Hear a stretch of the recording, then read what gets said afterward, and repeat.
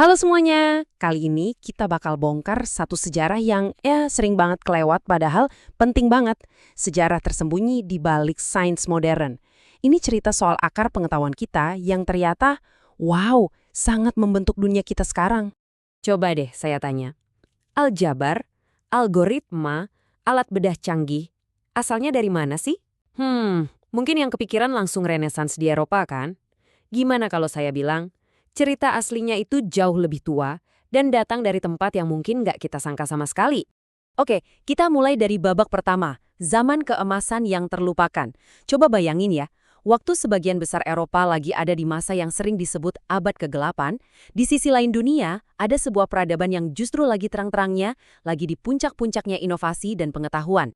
Nah, lihat lini masa ini. Zaman keemasan Islam itu panjang banget, dari abad ke-8 sampai ke-15. Tapi perhatiin deh bagian ini. Puncaknya itu tumpang tindih, pas banget sama awal mula Renaissance Eropa.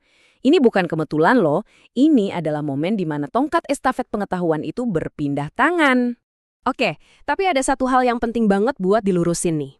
Para ilmuwan ini tuh bukan cuma penjaga perpustakaan yang jagain naskah kuno, bukan. Mereka itu inovator sejati.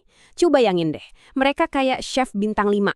Mereka ngambil resep terbaik dari Yunani, Persia, India, terus diracik ulang, ditambah bumbu-bumbu baru yang brilian, dan voila, jadilah sebuah hidangan pengetahuan yang benar-benar baru dan revolusioner.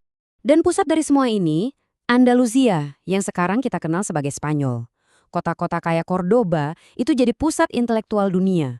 Disinilah para pemikir Muslim, Yahudi, dan Kristen nggak cuma hidup bareng, tapi juga kolaborasi, menciptakan sebuah jembatan ide yang nantinya mengubah total arah sejarah Eropa. Sekarang yuk kita kenalan langsung sama para raksasa intelektual ini. Orang-orang yang namanya mungkin asing di telinga kita. Tapi penemuan mereka, tanpa kita sadari, benar-benar membentuk cara kita hidup hari ini. Kita mulai dari nama yang mungkin kedengaran familiar dari pelajaran matematika, Al-Khwarizmi. Nah, dari karyanya yang judulnya Aljabar, kita dapat kata aljabar. Tapi yang lebih gila lagi, dari nama beliau juga kita dapat kata algoritma. Iya, beneran. Jadi setiap kali kita googling, nonton rekomendasi film, itu semua berkat warisan pemikiran dari seorang ilmuwan abad ke-9. Keren kan? Selanjutnya ada Jabir Ibn Hayyan, sang bapak kimia. Lihat deh infografis ini, jelas banget warisannya. Dari metode eksperimen penemuan asam-asam kuat sampai pengaruhnya yang luar biasa.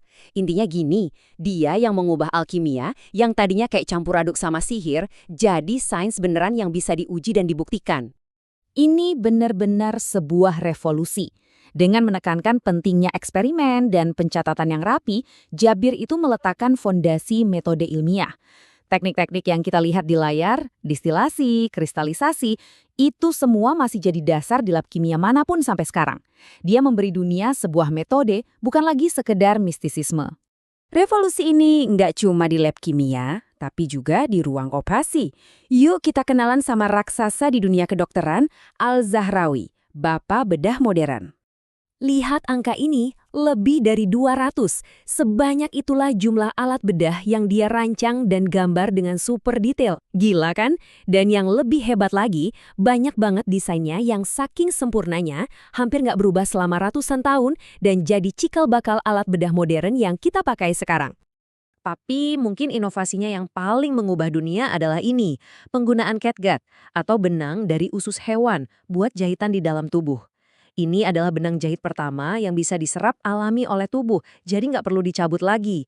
Sebuah terobosan jenius yang variasinya masih kita gunakan sampai hari ini.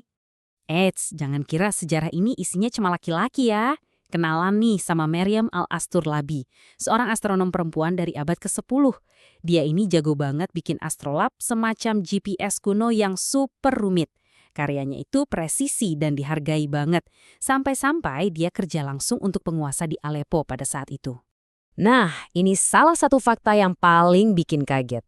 Jauh sebelum Leonardo da Vinci atau Wright bersaudara, ada seorang penemu dari Andalusia bernama Abbas ibnu Firnas yang bikin alat bersayap dan mencoba terbang. Walaupun penerbangannya berakhir dengan pendaratan yang kurang mulus, itu adalah salah satu upaya terbang paling awal yang pernah tercatat dalam sejarah.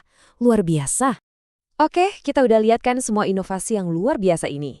Pertanyaan besarnya sekarang, gimana caranya semua ide-ide brilian ini bisa menyeberang dari dunia Islam ke Eropa dan akhirnya menyulut api perubahan di sana? Kutipan ini ngejelasin semuanya dengan sempurna. Kuncinya adalah Andalusia. Karena lokasinya yang strategis dan budayanya yang super terbuka, Andalusia jadi semacam jembatan yang ideal. Tempat di mana ide-ide dari timur dan barat ketemu, diadu, dan akhirnya berkembang jadi sesuatu yang baru. Nah, proses transfer ilmu ini ada 3 langkah besar. Pertama, di kota-kota kayak Cordoba, ilmu dari seluruh dunia dikumpulin dan disempurnain. Terus, langkah kedua, ada ledakan penerjemahan besar-besaran, di mana karya-karya dari bahasa Arab diterjemahin ke Latin. Akhirnya, naskah-naskah ini menyebar kayak api ke universitas-universitas di seluruh Eropa, menabur benih yang nantinya tumbuh jadi Renaissance. Sekarang kita sampai ke bagian yang paling penting. Gimana semua sejarah ini nyambung langsung ke kehidupan kita hari ini? Yuk kita lihat warisan yang hidup di sekitar kita. Jadi hubungannya itu jelas banget. Aljabar yang kita pelajari di sekolah, teknik bedah yang menyelamatkan nyawa, bahkan prinsip optik di balik kamera HP kita, semua jejaknya bisa kita telusuri balik ke periode inovasi yang luar biasa ini. Jadi poin utamanya adalah ini. Kontribusi-kontribusi tadi itu bukan cuma sekedar catatan kaki di buku sejarah, bukan. Mereka adalah fondasinya. Tanpa transfer pengetahuan ini, Renaissance Eropa dan revolusi ilmiah yang kita tahu mungkin nggak akan terjadi dengan cara yang sama. Oke, jadi saya mau tinggalin kalian dengan satu pertanyaan buat direnungkan. Sejarah ini ngajarin kita kalau kemajuan itu bukan cuma milik satu peradaban, tapi warisan global yang saling nyambung satu sama lain. Nah, dengan tahu ini, gimana cara kita memandang cerita tentang kemajuan manusia sekarang? Terima kasih sudah menyimak.